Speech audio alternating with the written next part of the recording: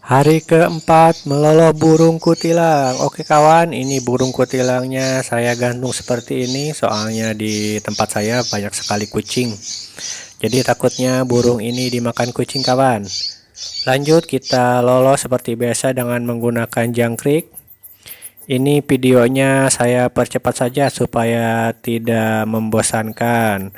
Oke, untuk melolosnya saya menggunakan 3 sampai 4 ekor jangkrik untuk satu anakan kutilang, dan rentang waktunya ini setiap 2 jam sekali. Kalau kawan-kawan mau lebih dari 4 ekor juga boleh kawan. Semakin banyak kemungkinan akan semakin besar, tapi jangan terlalu banyak juga. Lanjut, setelah meloloh pasti burungnya akan BAB. Jadi langsung saja kita bersihkan kotorannya supaya burung lebih sehat dan kandang selalu bersih. Mantap.